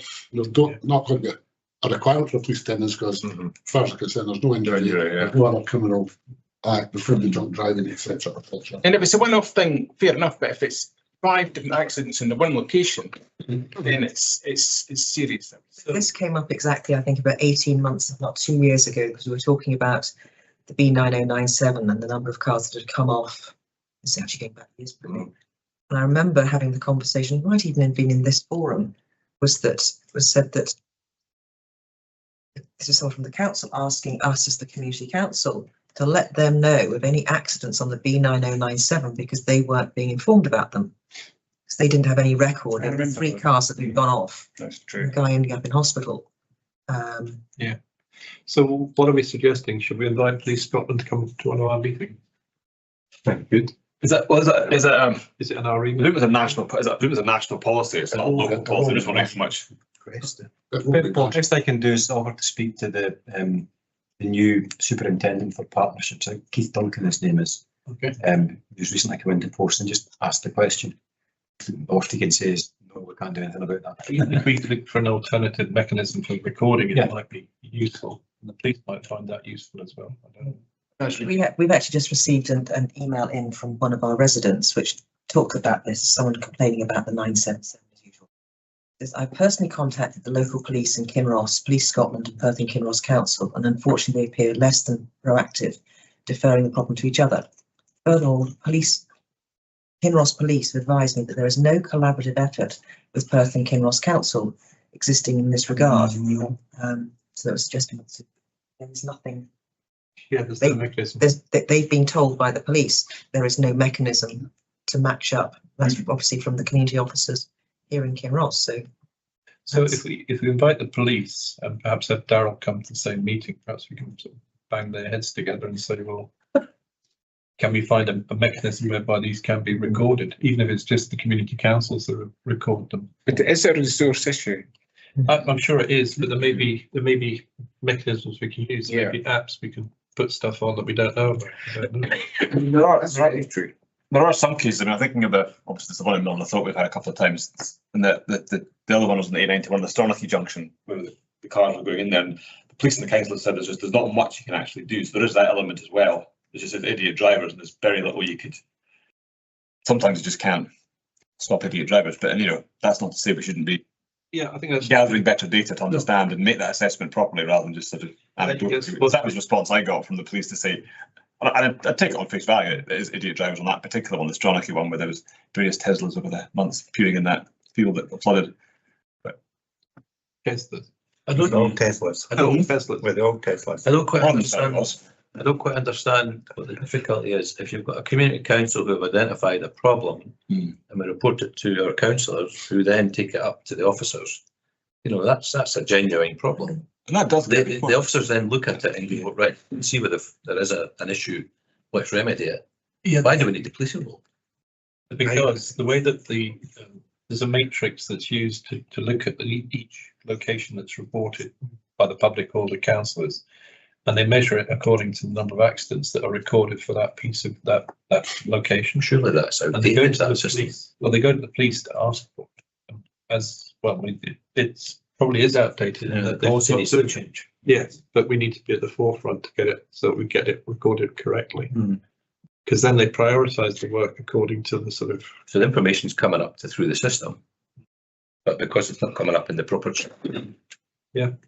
Well, the channel needs to be changed then. Well, it's not validated by the data. So I'm not. Yes, just on that point. Sorry to drag out the discussion, but obviously we've been doing the exercise. We're trying to prioritise projects more or less by each community council area. And I realise it's difficult to assess now because nothing's getting done at all for other reasons. But is that not given precedent? I'd assumed that if we'd said to the road, notwithstanding bigger priorities, but I'd assumed that if we had agreed as all the community councillors on what the priorities were, that project at the top of the list, assuming that the budget, when the budget comes forward, would be done. But are you saying that we think that is then checked against other data sets? I think it is. Right. I don't think they necessarily move them forward. They don't tell us they don't. No, I mean the fact that we've got 3 jobs throughout the whole of Kinross-shire, where there's 125 jobs waiting to be done, is a bit sad, I think. Okay, is there anything else on road safety? No, all happy. So we're going to deal. Last, this is for the EVIF, the Electric Vehicle Infrastructure Fund. Council's just been awarded some money with that, and Mike Lee's going to tell us how much we've got and how it's going to be rolled out, this infrastructure throughout the whole of Perth and Kinross and Angus, I suppose, as well. Right, over to you, Mike. Apologies, it looks like I'm sitting in the dark. I'm not. I don't know why it looks so dark.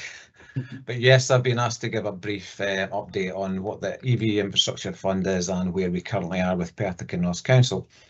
So I'm aware that some of the members of the committee may not know what it is. So I've put together a brief report on, exactly what it is and where we are. So the Electric Vehicle Infrastructure Fund was launched in 2022 by Transport Scotland to enable Scottish local authorities to work with the private sector and continue to deliver strategic investment in EV charging networks across Scotland. The fund supports Transport Scotland's vision and is part of the Scottish Government's approach to delivering a high-quality public EV charging network across all of Scotland. Importantly, projects supported by the EV Infrastructure Fund aim to draw in at least a further 30 million of private investment in EV charging in Scotland.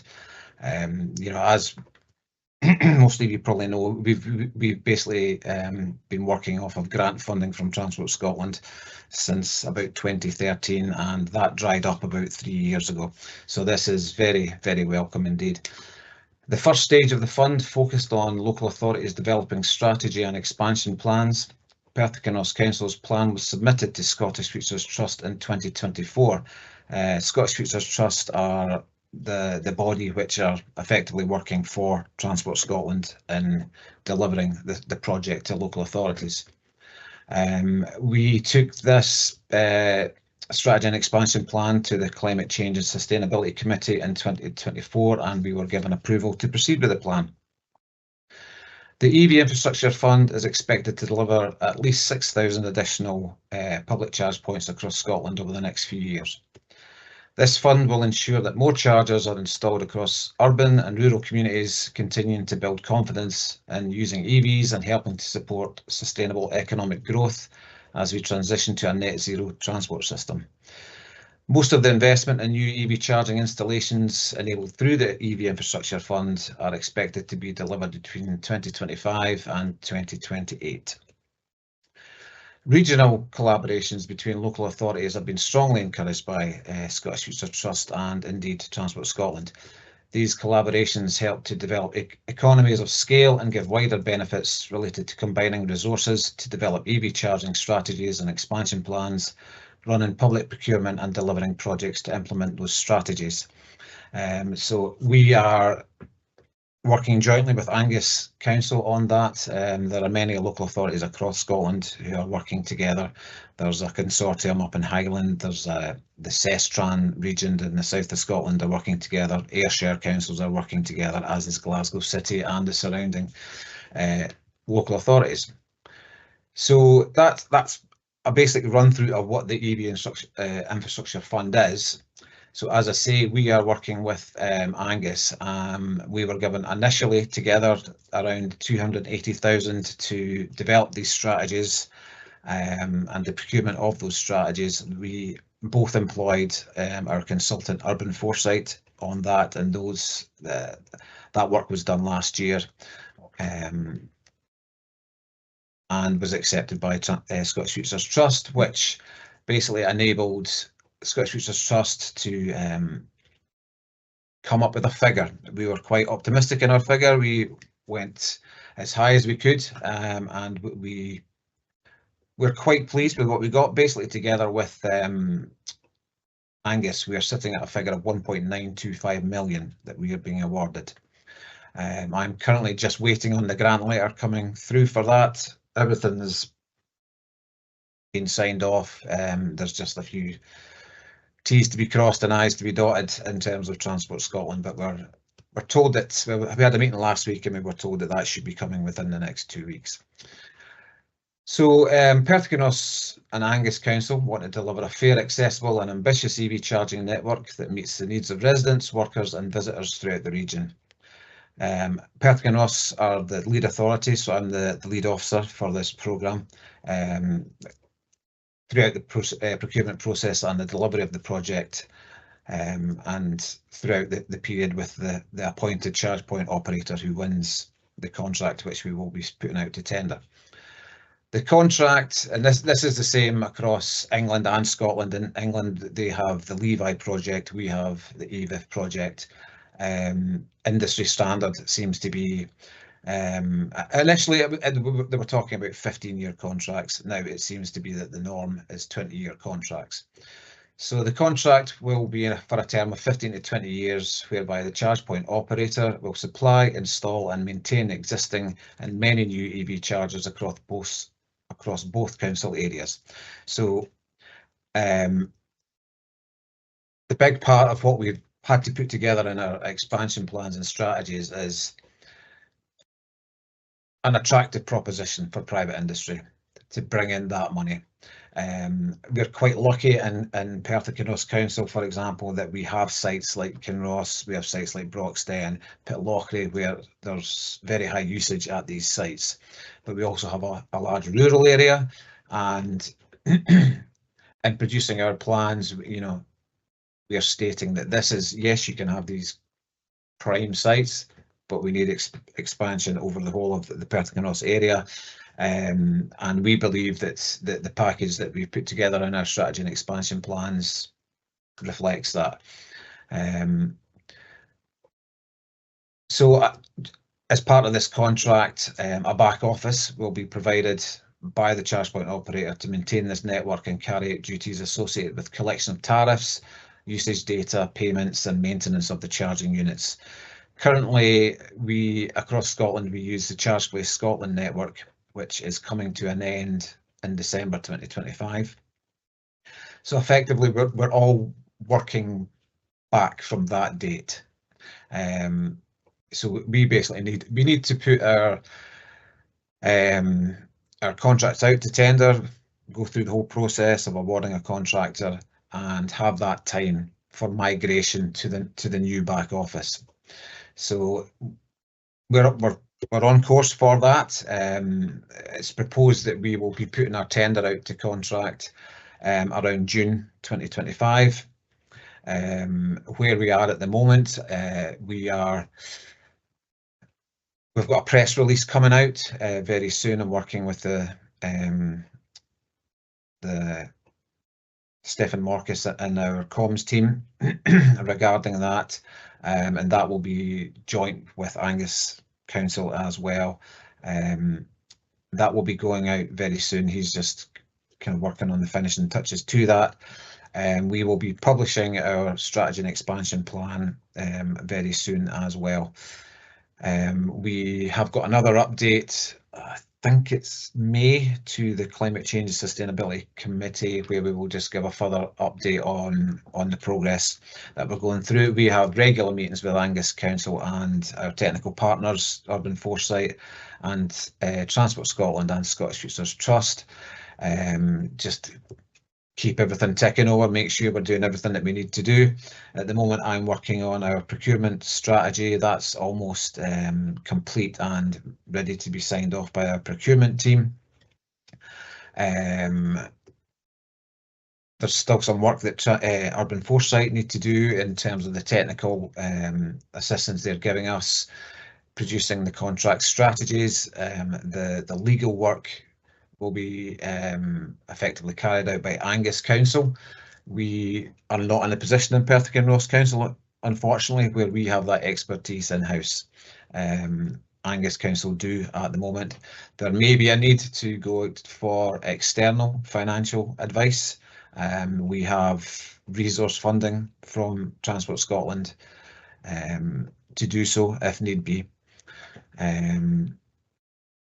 So basically, that's kind of where we are, and as part of the EVA fund and the project, and for Perth Kinross Council, what we have at the moment in our strategy and expansion plans, and this is fluid. We may end up getting more than we were initially thinking.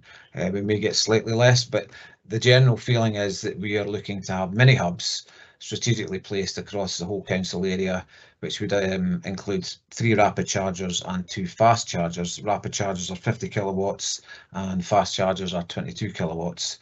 We are looking to have 40 fast chargers installed in rural areas.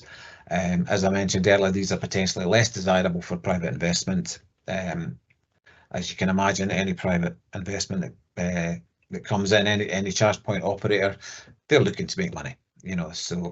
But as I say, we don't just want them concentrating on the high profit areas, the high usage areas. We want to have significant coverage across our whole rural areas as well, across the whole council area. We are looking to have 40 fast chargers placed within Perth in areas with high population density and a lack of on-street parking. Currently, we have no on-street chargers, but there are lots of areas within Perth where there are car parks that can be used within residential areas. We are looking to have 6 rapid charging units added to existing sites, and at the moment those sites are Southinch in Perth, 3 rapid chargers there, and additional 3 rapid chargers at Kinross Park and Ride. We are in the process at the moment. We just had a meeting last week with our technical partners and Angus. We were going through the site selection process. which will ensure rural settlement coverage and urban communities without off-street parking have access to fast chargers. Perth, Kinross and Angus are currently working with Urban Foresight on this site selection process, as I say, and this is using multiple sources of data on existing charging areas that currently have no charging coverage, no infrastructure, EV ownership. Local knowledge is also clearly a part of this. As the EV officer for many years now in Perth Kinross, I have a good knowledge of the areas where I get requests for charging, areas where we certainly need to beef up the infrastructure that's currently in place. As I say, CPS network is closing in December, so everything needs to be done pretty much by that date. There are Transport Scotland and Scottish Routes Trust have discussed at various seminars that we go to that this date of 2025 is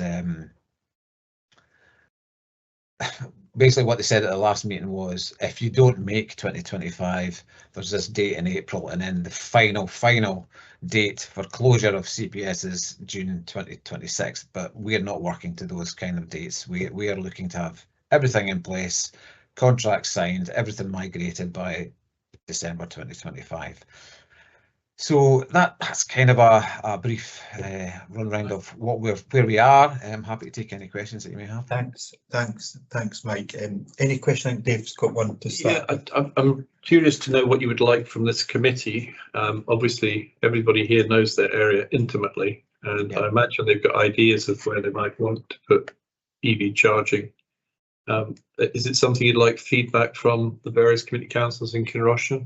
Yeah, absolutely. I'm always happy to get any additional information that we currently don't hold. As part of my role over the last few years has been travelling all around Perth and Kinross, particularly rural areas, looking for locations where we can put charge points. It's not as cut and dry as you may think. We've pretty much ran out of rural car parks. You know, we're kind of left down Fossaway Primary School, for example. We tried to put a charger down there years ago, and education, they just didn't allow it at the time. There was too many variables for them, with it being a school car park, etc. So we were looking at the community centre down. There's a car park down there. We were looking at that a few years ago. And then the funding from Transport Scotland effectively dried up, and we didn't have the funds to do that at the time. So there are, my point here is that we may need to look at some on-street charging, because the charging for the car parks just aren't there in these rural communities. So we need to get a little bit creative, but there are many on-street charging companies out there that provide specific charge points that can be used on street and are very good. We recently, as part of the on-street residential charging scheme, we installed some 7 kilowatt chargers in Victoria Street car park in Perth. Very slim design, very some of the older chargers were, you know, rather bulky, etc. Everything's getting smaller nowadays, as you can imagine, and these particular chargers that we used from a company, Connected Curb, it's an ideal solution for on-street car parking. And so absolutely looking to get as much information as we can from any of the community councils, any of the local areas. As I say, I'm constantly getting correspondence coming in, so you know, we have a good idea of areas where there are EV users and they would like chargers. Obviously, we've kind of had our hands tied over the last few years where we haven't had the funds to just blanket the whole area. That would be nice, but that's not been the case. So yeah, happy to take any emails that come my way. Any further anybody, any questions? Neil, any community councils that want to ask questions? Or yours was answered almost. Neil. Yeah. Thanks, Mike. Just to check on once the infrastructure is put in, who's responsible for maintaining that? Is that continues to be the council, or because I know that was obviously when we introduced the charging of the council run charge points, the maintenance was the issue, the cost of running them. What's the situation now? Will that be responsible to the council, or is it, how does it? That would be the responsibility of the charge point operator. So, for example, BP Pulse or eVolt or Connected Care, that will be part of their that will be part of the contract. It's the route to market that we're looking for is a concessionary type contract. It's not a profit making exercise for anybody really. The charge point operator will make their money, and one of the benefits of that is that, you know, in the past we've had to put up with maintenance issues where, especially post Brexit, where parts needed to come from Spain, where Swarco were using Cenex. That was who they used for their charge points, and we had to wait 3 months on a couple of occasions for parts. That's unacceptable. You know, with this contract, it's most certainly within the charge point operator's interest to have these chargers up and running, everything replaced. If a charger is an older charger, they'll replace that charger at their cost.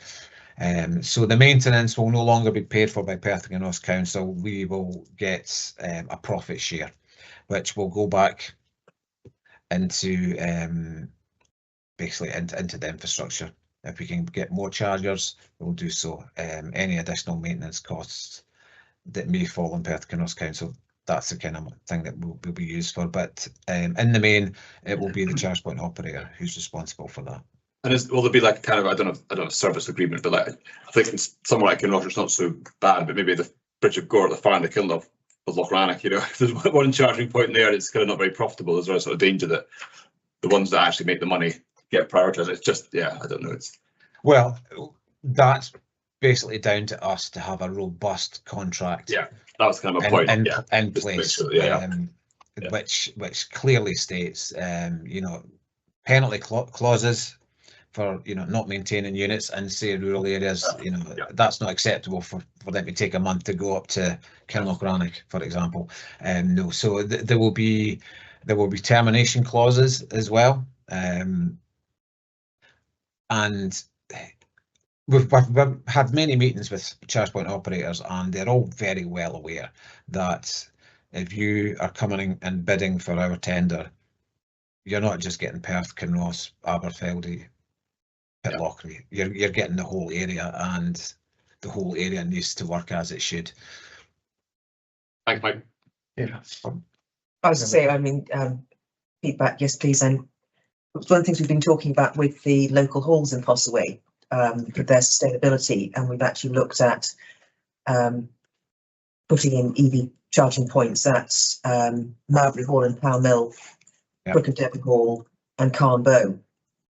We were actually looking at it with maybe putting in a bid to the SSEN project funding.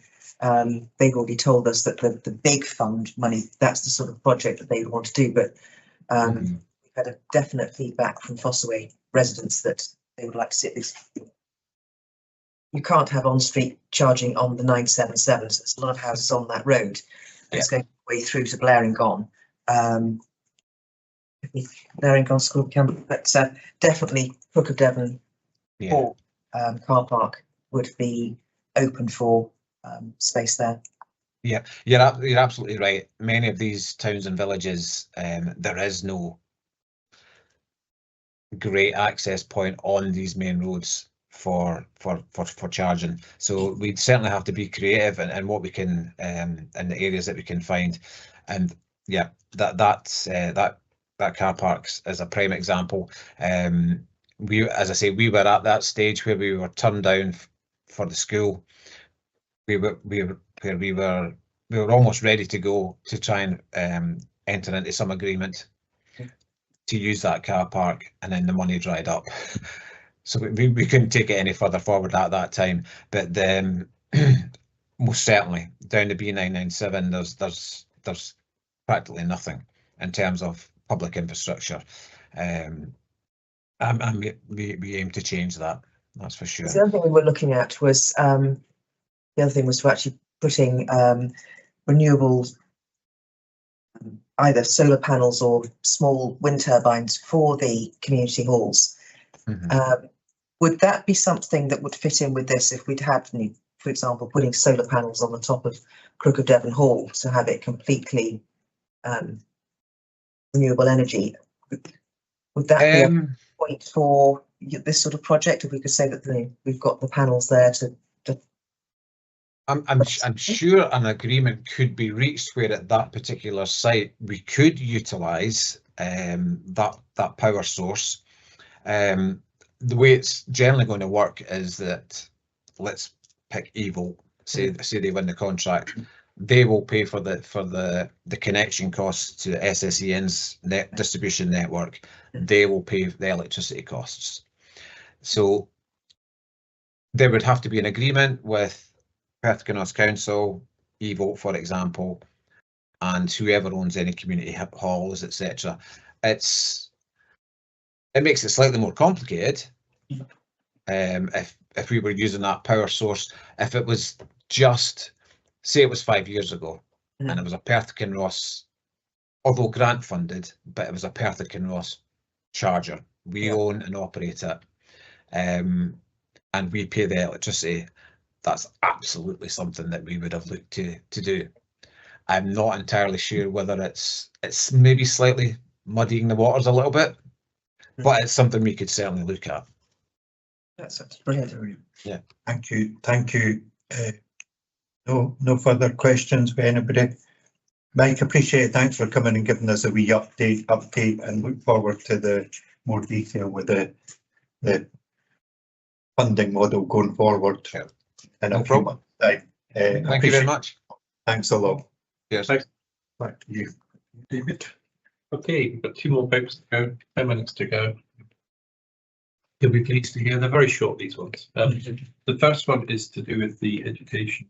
There was a paper that was put before the Learning and Families Committee recently. I've included it in the pack again so people can get an idea of what these reports look like.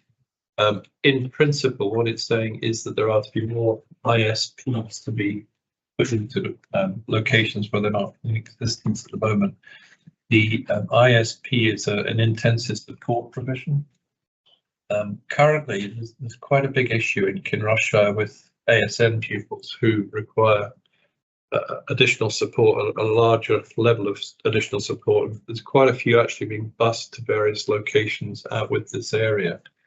So I'm very pleased to see it coming to Kinross High School.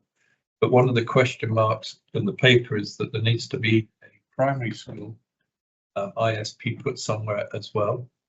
So I'm going to ask Fiona Mackay to come to our next meeting to go through that. But in principle, what it would mean is it's like a separate classroom in a primary school. And of course, currently, I think all the primary schools in Kinross-shire are more or less at capacity. So that might mean additional buildings being built, or something like that. There is discussion about whether that can be funded and how it can be funded, but it's really a question of you guys having a look at the paper, thinking about your own primary schools and what might not work, if you like. So if you want to come forward at the meeting when Fiona comes here to talk about it, you can say, well, in a Milner Thorpe, for example, they might be able to build an extension on the back. Do it that way.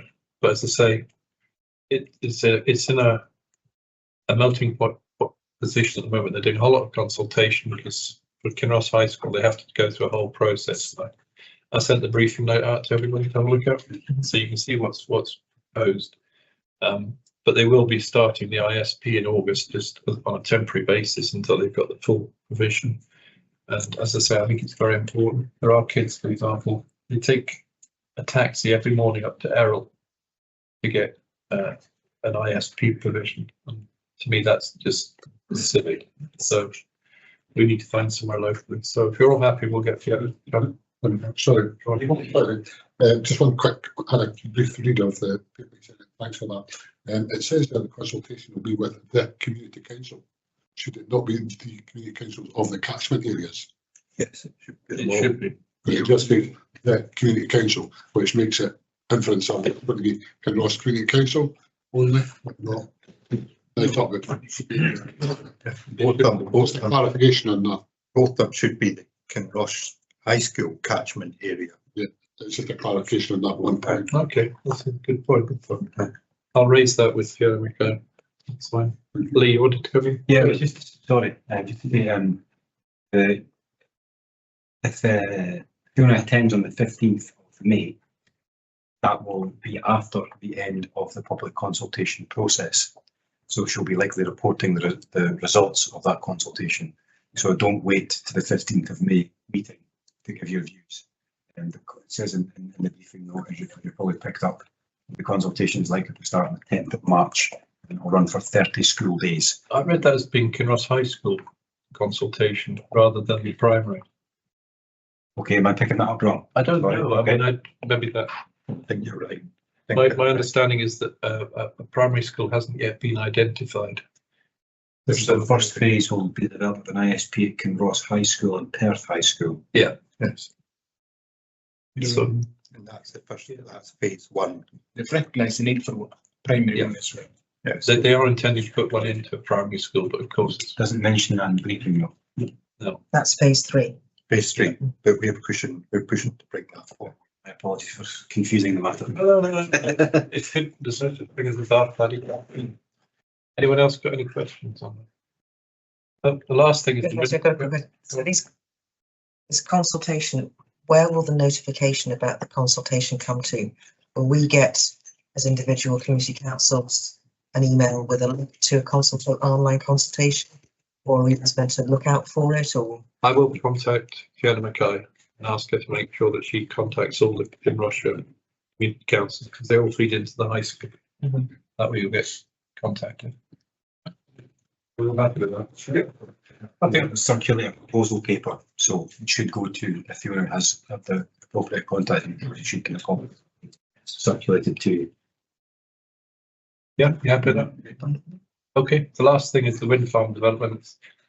Lee was going to give a brief update on the local wind farm development. Yeah, it was very simple, just to say we had Sean Panton at the last meeting to explain that there were some technical changes likely to be made to some of the proposals that had previously been considered, which meant that the council couldn't really give a sense of the timescale for considering its own response.